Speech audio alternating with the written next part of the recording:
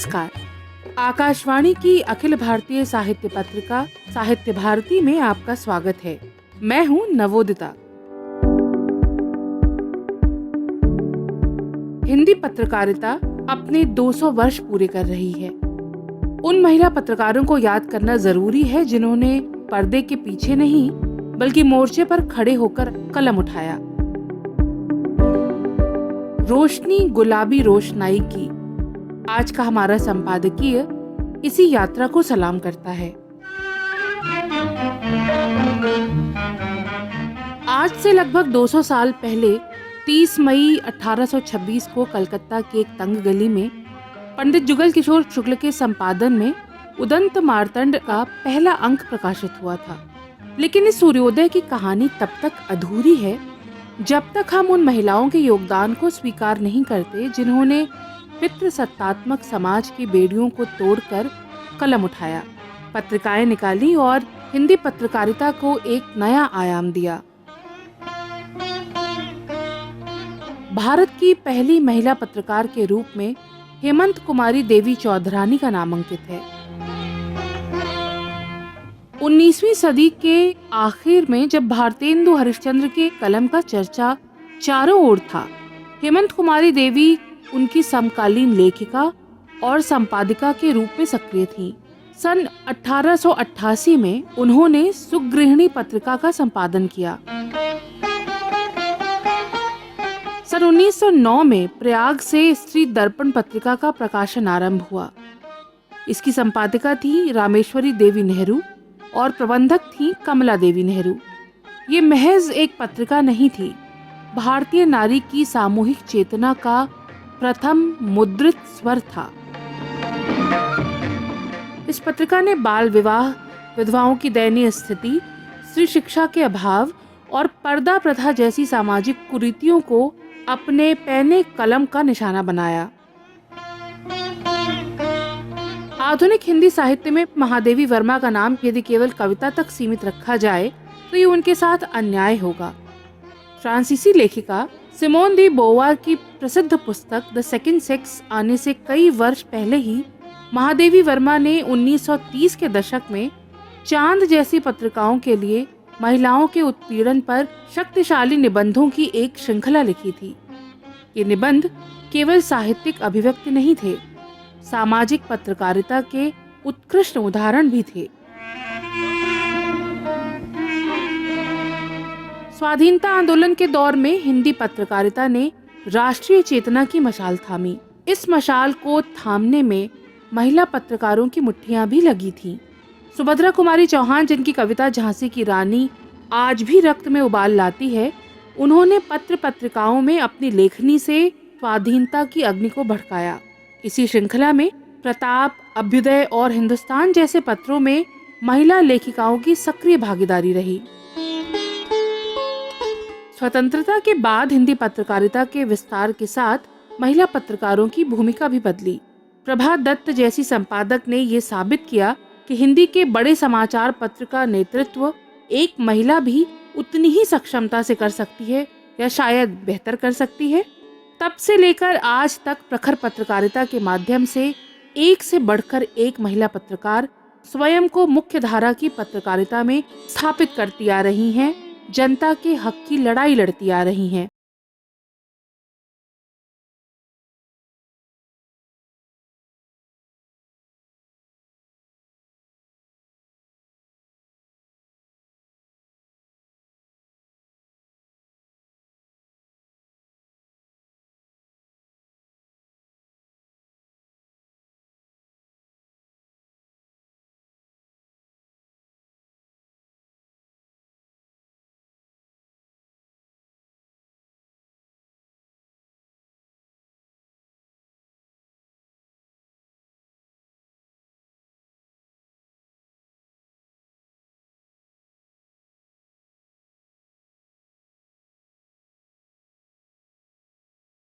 समाज की परवाह किए बिना कलम उठाया था।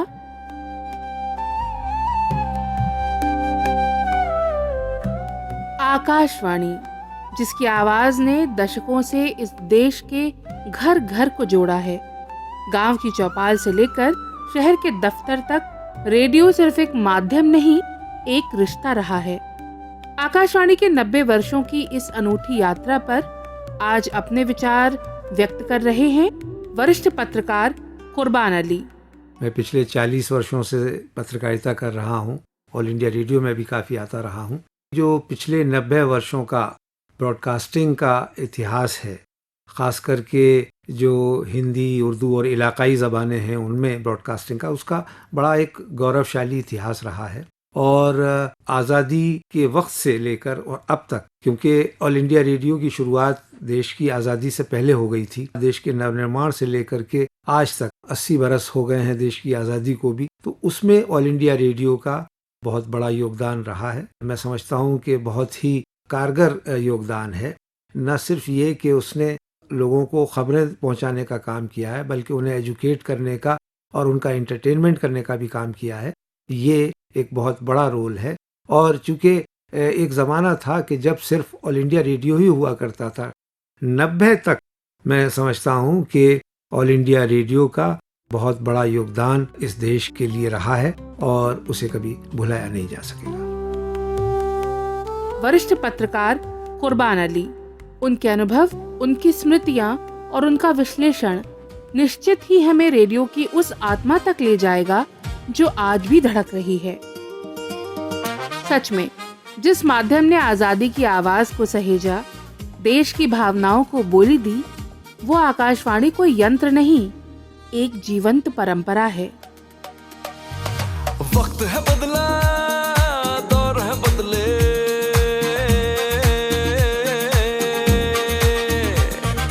वक्त है बदला, दौर है बदले, ये रिश्ता अपना बना रहा। हर मुश्किल में और खुशियों में, हर मुश्किल में और खुशियों में, ये साथ हमेशा रवा रहा, ये साथ हमेशा रवा रहा। आकाशवाणी के 90 साल बेमिसाल, आकाशवाणी के 90 साल बेमिसाल।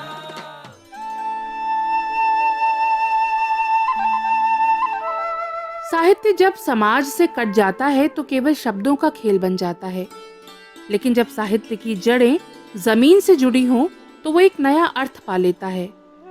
आज की हमारी अगली प्रस्तुति में हम एक ऐसी ही जरूरी बातचीत लेकर आए हैं वरिष्ठ साहित्यकार पंकज बिष्ट के साथ। उनसे बातचीत कर रहे हैं प्राध्यापक और साहित्यकर्मी विशाल पांडे। तो सुनते हैं हमारी अगली प्रस्तुति, साहित्य, समाज और सरोकार। पंकज बिष्ट अपनी कहानियों और संपादन के लिए हिंदी साहित्य में जाने जाते हैं। उनकी कहानियाँ 15-25, बच्चे गवाह नहीं हो सकते, उपन्यास लेकिन दरवाज़ा, उस चिड़िया का नाम, पंख वाली नाव, गोलू और भोलू से हिंदी साहित्य हम सभी समृद्ध हुए। मैं जानना चाहूँगा पंकज जी की लेखन की ओर आपका पहला झुकाव कब और कैसे उत्पन्न हुआ? देखिए, ये कहना तो थोड़ा मुश्किल है कि मैं ये नहीं मान के चलता था कि मैं कहानीकार बनूंगा या उपन्यासकार बनूंगा, लेकिन मैं ये चाहता था कि मैं लिखने पढ़ने का काम चुनूं और करूं। बहुत संभव है कि अगर मैं पत्रकारिता वगैरह में नहीं आता तो हो सकता था मैं टीचिंग के काम में चला जाता, अध्यापन में जाता, तो जो कि उतना ही बहुत बड़ा होता। क्योंकि मैं लिखने के प्रति मेरा जो अनुराग था वो ज़्यादा था, तो मैंने जब लिखना शुरू किया और वो इधर उधर उसके लिए कोशिश करी तो मुझको ये रास्ते ज़्यादा बेहतर दिखाई दे रहा। तो उसमें ये हुआ कि जैसे मैंने ग्रेजुएशन करने के बाद यहाँ एक जर्नलिज्म का स्कूल खुला, तो उसमें एडमिशन लिया, उसमें मैंने पढ़ा। वो यहाँ के जर्नलिज्म के भारत में स्कूलों में शुरुआती था, वो बाद में ख़त्म हो गया। उससे मुझे मेरा एक्सपोजर हुआ और मैं डेली वगैरह में जाने लगा। और जैसे मैं हिंदी में लिखना, नोबेल टाइम्स विशेषकर, उस दौरान के एडिटर उनके, इनका नाम अक्षय कुमार जैन था, वो भी जुड़े हुए थे। तो वहाँ मुझको एंट्री मिल गई, यानी कि मेरे लेख उन्होंने कहा, वो एडिटर वगैरह देख लेते थे। फिर वहाँ 2 एडिटर रहते थे, उनमें एक महिला थी, रविवारी संस्करण देखती थी, तो वो बेचारी भली भली औरत थी। तो वो मुझसे फिर धीरे धीरे वो जब काम करवाने लगी तो मैं अभी अच्छा काम कर, रिलेटिवली उनको ठीक लगने लगा। तो उससे मुझे लिखने की और चीज़ों को समझने की और विषय कैसे चुनना चाहिए, इस बात की मेरी समझ थोड़ी बनी। तो ये मुझको फायदा हुआ कि बाद में अपने कैरियर को उसी तरफ बनाने में मुझे उसका मदद मिली। पंकज जी, जहाँ तक मुझे याद आ रहा है, आपकी पहली कहानी 1967 में साप्ताहिक हिंदुस्तान में छपी। क्या आपको याद है कि पहली बार अपनी किसी रचना को प्रकाशित देखकर आपने क्या अनुभव किया था? वो जो एक कहानी छपी, उसका अनुभव जो है बहुत मज़ेदार है। हुआ ये था कि मैंने उन दिनों एक लेखिका होती थी शची रानी गुरटू, उन्होंने मेरे ख्याल से आर्ट वार्ट पर बहुत लिखा है। उनका बेटा वो साप्ताहिक हिंदुस्तान में काम करता था, उससे कहीं मेरी मुलाकात हो गई, बातचीत। यंग था वो मेरी जैसा, तो मैं थोड़ा छोटा था। तो उसने बातचीत में कहा, तुम क्या करते हो? मैंने कहा लिखने के कर। उसने कहा यार तुम लिख हमारे यहाँ दिखाओ, तुम क्या कहानी लिख, तो मैं देखूँ तुम्हारी कहानी। तो मैं डर के मारे में दिखा नहीं, तो बड़ा मैगजीन है, कौन छापेगा क्या करेगा। तो मैंने वो लिखा हुआ था उसको देखने को दे दी। उसने कहा तुम्हारी कहानी ठीक ठाक है, तुम ऐसा करो हमारे एडिटर को दो, मैं लिख देता हूँ। तो उन दोनों एडिटर कोई सज्जन थे, अब वो याद नहीं आ रहा, पहले भटनागर जी हुआ करते थे, उनके बाद कोई थे। तो उन्होंने वो देखी और उन्होंने मुझे पत्र लिखा। जिंदगी में पहली बार आप हैं और कोई संपादक आपको पत्र लिख रहा है कि आप आगे मिलिए और मैं आपसे चर्चा करता हूँ। तो मैं बड़ा उत्साहित और रोमांचित कि भाई ये क्या कहने वाले। मैं वहाँ गया, उन्होंने कहानी की बड़ी तारीफ करी और उसके बाद मुझसे कहा कि देखिए आपकी कहानी इतनी अच्छी है कि हम अपनी पत्रिका में हमारे पाठकों के उद्योग से ऊपर की है, तो इसलिए हम नहीं छापेंगे। तो मैं खैर कहानी लेकर वापस आ गया।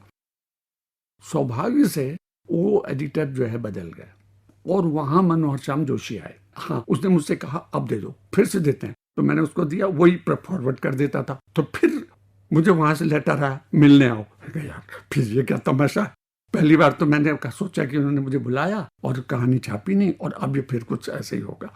फिर मैं मरे मन से वहाँ पहुँचा। पहली बार मैं मनोहर श्याम जोशी से मिला तो जोशी बोले, तुम यार ये क्या कहानी लिखते हो, थोड़ा सा और जो जिंदगी चीजें हैं उसको देखो, ये क्या रोमांटिक कहानी वानी लिख रहे हो तुम। अब मैं समझ गया कि कहानी छापेंगे नहीं। जाते हुए बोले, मैं ये तुम्हारी कहानी तो छाप रहा हूँ, लेकिन तुम जो है ना और कुछ चीजें देखो। तो एक तरह से मेरे लिए प्रोत्साहन भी हुआ और कहानी छप भी गई। हाँ, मतलब एक चीज ये थी, उसमें एक फोटो भी छपता था, तो फोटो छपने से जो अतिरिक्त आनंद आया तो वो अतिरिक्त था।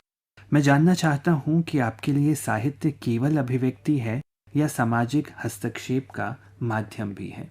असल में मेरे लिए वो दोनों एक से जुड़े हुए हैं, समाज और रचनात्मकता। क्योंकि मैं व्यक्ति हूँ, एक मनुष्य हूँ, एक खास समाज में रहता हूँ, उसकी संस्कृति को रिप्रेजेंट करता हूँ। तो मैं जिस तरह से उसको देखता हूँ, उसकी अच्छाइयों को बुराइयों को अपनी निकटता से, वो मेरी रचनाओं में आएंगी वो आती हैं। और अगर कोई चीज़ ज़्यादा चुनौतीपूर्ण है, जो लगता है कि समाज को पिछड़े करने में या किसी एक सेक्शन के साथ अन्याय करने में अगर वो दिखाई दे रही है, तो ऐसा है कि एक लेखक के रूप में आप उद्वेलित होते हैं, क्योंकि आप अपने लेखन से आपको चीज़ों को जो देखने का आपकी जो दृष्टि होती है वो ये बनती है कि वो समझे कि आखिर ये जो हो रहा है ये क्यों हो रहा है, एक खास तरह का व्यवहार कुछ से साथ हो रहा है, कुछ के साथ नहीं हो रहा है, तो ये सारी चीजें क्यों हो रही हैं ये आपको देख। तो लेखक के रूप में ये सब कुछ आप देखते हैं। तभी अगर आप उपन्यास लिखना चाहते हैं और समाज से जुड़ा हुआ लिखना चाहते हैं, या आप वास्तविक समस्या को किसी को लेकर लिखना चाहते हैं,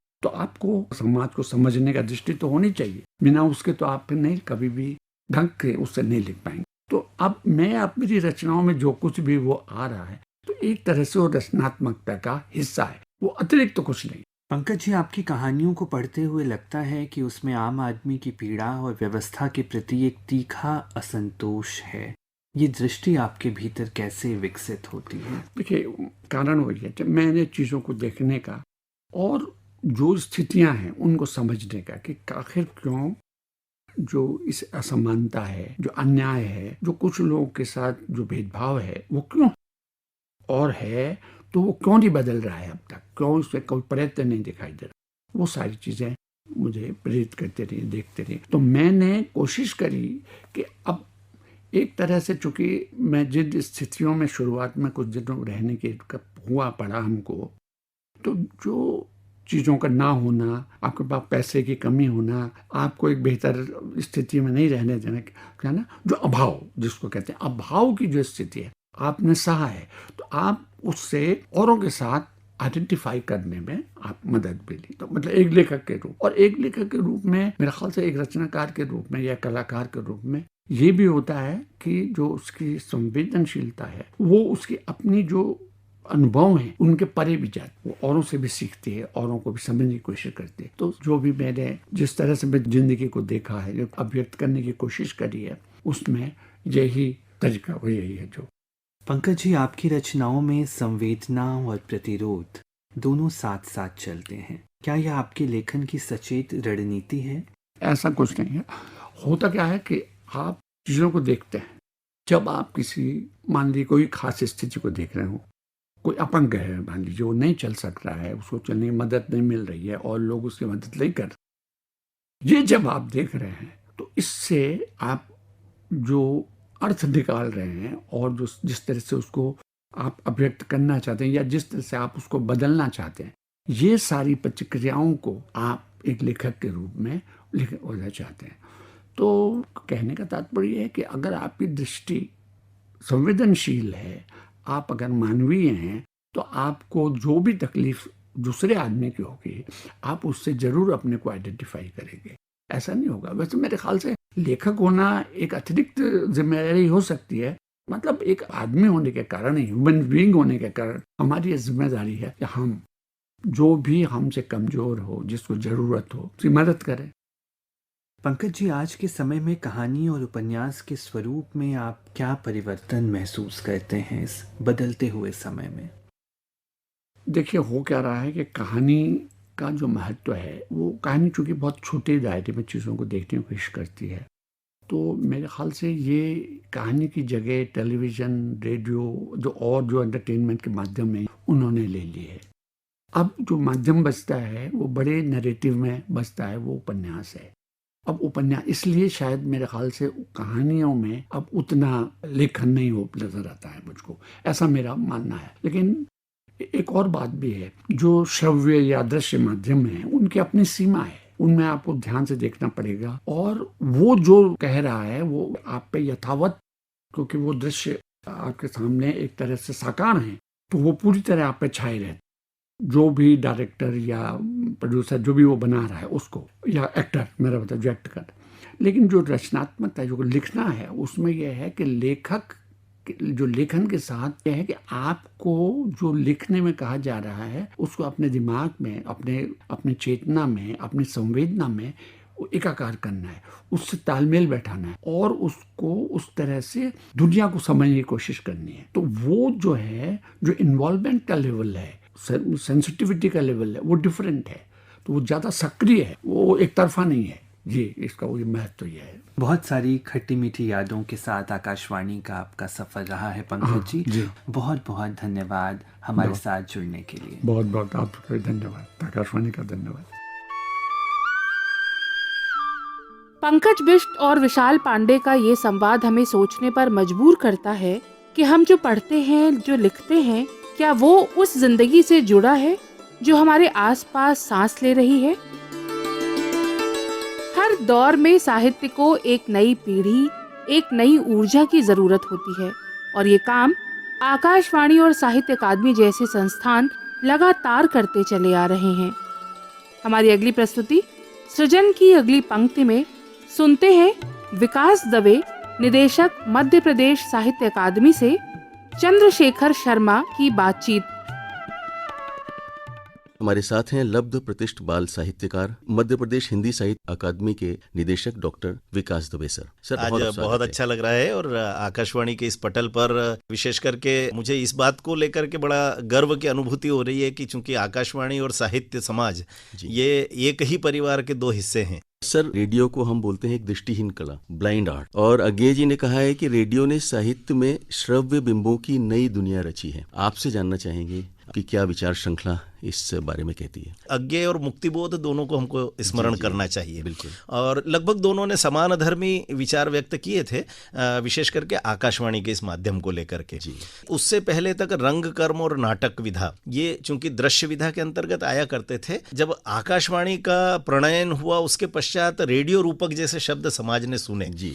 और रेडियो रूपक ने दरअसल साहित्य क्षेत्र में इन मान्यताओं को एक प्रकार से आश्वस्ति दी कि यदि आप आंखों के सामने दृश्य उपस्थित न भी करें तो भी केवल स्वरों के उतार चढ़ाव से, स्वरों का जो पूरा भाव भंगिमाएं अभिव्यक्त करने का जो सोष्ठव है उसके माध्यम से भी एक पूरे के पूरे नाट्य विधा को आप स्थापित कर सकते हैं। शब्द चित्र, अद्भुत वो शब्द चित्र के ही माध्यम से एक प्रकार से। और सबसे बड़ी बात यह कि आकाशवाणी ने जिस ढंग से भाषा को अपने साथ सहेजने का प्रयत्न किया, भारतीय समाज में जो आक्रांताओं का जो युग था उस औपनिवेशिक मानसिकता से बाहर आने के लिए और विशेष करके हम सब पर पड़ा हुआ जो भाषाई प्रभाव था, किसी शब्द की, वाक्य विन्यास की, व्याकरणगत वाक्य विन्यास की, उसमें निश्चित तौर पर एक वैक्सीन का काम किया है आकाशवाणी ने। साहित्यिक शुचिता बनाए रखते हुए मर्यादित और सुगम्य भाषा के माध्यम से साहित्य को रेडियो ने जन जन तक पहुंचाया है। इस संदर्भ में सर विष्णु प्रभाकर जी को हम याद करते हुए एक बात कहना चाहेंगे कि रेडियो ने साहित्य में संवादात्मक रूप को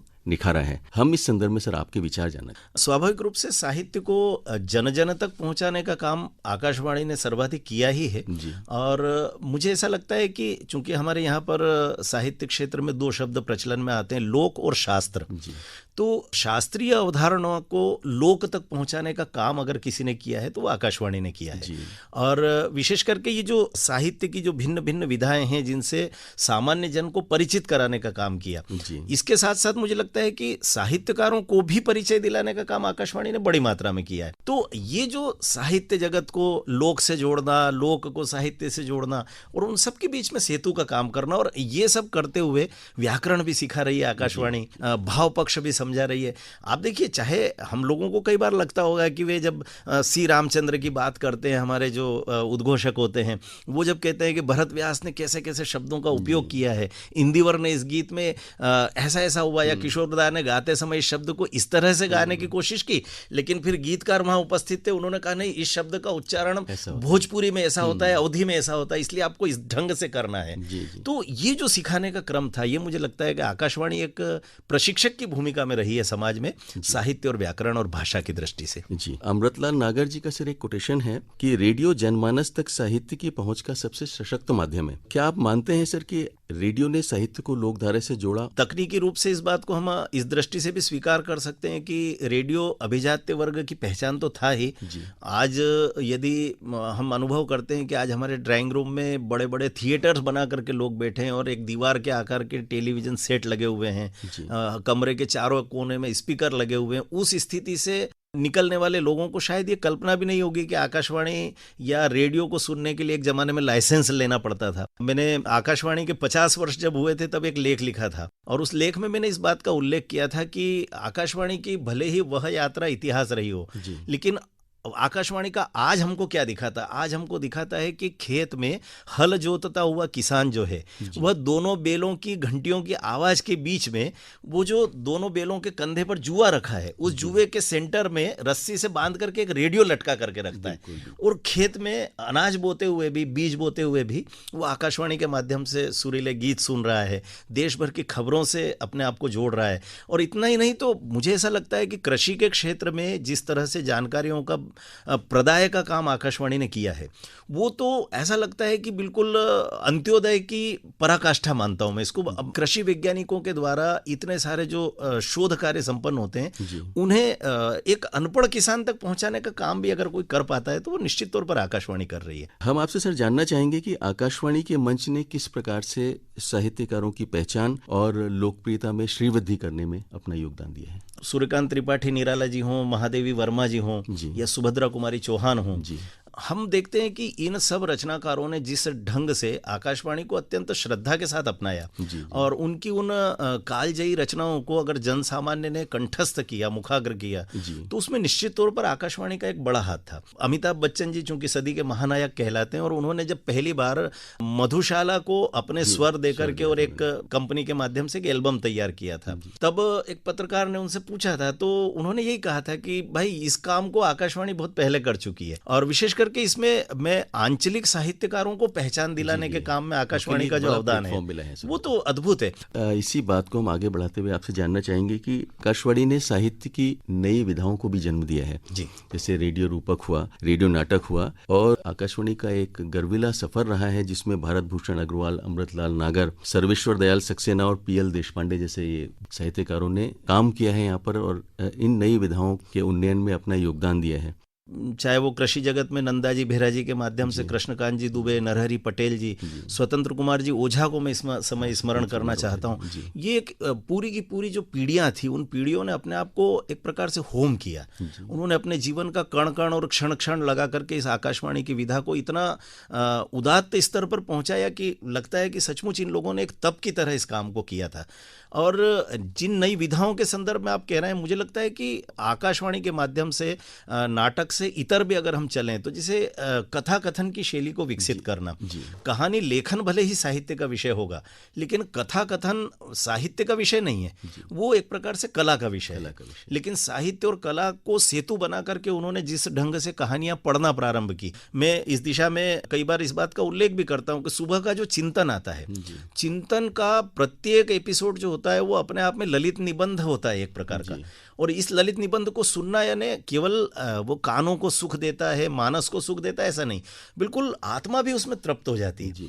मुझे लगता है कि ये इतनी बड़ी उपलब्धि है कि इसको लेकर के आकाशवाणी के इस अवदान को लेकर के जितना कहा जाए उतना कम होगा। आकाशवाणी के जो संग्रहालय है, आर्काइव्स हैं, उनमें इतनी अभूतपूर्व सामग्रियां हैं। अगर मैं चाहूँ कि किसी युग में लता जी मुंबई के आकाशवाणी स्टूडियो में बैठ करके केवल अभ्यास कर रही थी और मशीन पर बैठे हुए उस समय के टेक्नीशियन ने रिकॉर्ड कर लिया उनको, केवल अभ्यास की वाणियों को या आपस की बातचीत को रिकॉर्ड कर लिया, और वो सब के सब आज चाहे वो शुभा मुद्गल हों, चाहे हरिप्रसाद चौरसिया जी हों, चाहे छन्नू मिश्रा जी हों, उन सब की सामान्य बातचीत जो कि ऑफिशियली आकाशवाणी पर कभी प्रसारित नहीं हुई, लेकिन वो सब चीज़ें आज भी हमारे पास उस मैग्नेटिक टेप पर रिकॉर्डेड हैं। और मुझे ये कहते हुए गर्व है कि वर्तमान में प्रसार भारती ने अपने ऐसे सारे संग्रहालयों को एक प्रकार से, चूंकि जो क्लाउड है वो क्लाउड को मैं आधुनिक युग का कालपात्र ही मानता हूँ, वो अब अक्षय भंडार हो गया है। तो मुझे ऐसा लगता है कि सबके लिए जो ओपन फॉर ऑल कर दिया है, मैं तो कई बार उस आर्काइव पर जाता हूं तो मुझे ऐसा लगता है कि मैं घंटों उससे बाहर ना आऊं। तो मुझे लगता है कि उसका लाभ हम सब लोगों को लेना चाहिए। और विशेष करके साहित्य क्षेत्र के साहित्यकारों से मैं आग्रह करूंगा, केवल नवोदित पीढ़ी से नहीं, पुरानी पीढ़ी के साहित्यकारों से भी, कि वे कभी माखन दादा को, वीरेंद्र मिश्र जी को, महादेवी वर्मा जी को, इन सबको उनके मूल स्वर में सुने तो हमारे ध्यान में आता है कि उनकी सोच कितनी उदात्त थी, कितने उदार हृदय से वो साहित्य की समीक्षाएं किया करते थे। आज जिस ढंग से एक दूसरे को प्रशंसित करने का काम हम लोग कर रहे हैं, उस युग में आकाशवाणी हमारे लिए एक अच्छा प्रशिक्षक इस मामले में भी हो सकता है। सृजन की अगली पंक्ति मध्य प्रदेश साहित्य अकादमी के निदेशक विकास दवे से चंद्रशेखर शर्मा की ये बातचीत आपने अभी सुनी। सौजन्य आकाशवाणी भोपाल। और अब स्मृति नमन, वो जो चले गए लेकिन अपने शब्दों से, अपनी कृतियों से हमेशा के लिए जी गए। आज हम याद कर रहे हैं ऐसी ही 3 महान विभूतियों को। जन कवि नागार्जुन, जिनकी कविता धरती की तरह थी, ठोस, उर्वर और सच्ची, जो हाशिए के इंसान की आवाज बने। काजी नजरुल इस्लाम, जो बांग्लादेश के राष्ट्र कवि भी हैं, जिनकी विद्रोही कविता ने एक पूरी पीढ़ी को जगाया। मुद्रा राक्षस, हिंदी के वो फक्कड़ रचनाकार जिनके कलम ने कभी सत्ता से समझौता नहीं किया। नाटक, उपन्यास, आलोचना, हर विधा में उन्होंने अपनी अलग छाप छोड़ी। नागार्जुन, काजी नजरुल इस्लाम और मुद्रा राक्षस की ये त्रयी हमें याद दिलाती है कि साहित्यकार मरता नहीं, वो अपनी रचनाओं में बार बार जन्म लेता है। इस त्रयी को साहित्य भारती का विनम्र स्मृति नमन। इसी के साथ साहित्य भारती का आज का ये अंक यही संपन्न होता है। अगली बार फिर मिलेंगे नए शब्दों के साथ, नई संवेदनाओं के साथ। तब तक पढ़ते रहिए, सुनते रहिए, सोचते रहिए। नवोदिता को अनुमति दीजिए। नमस्कार।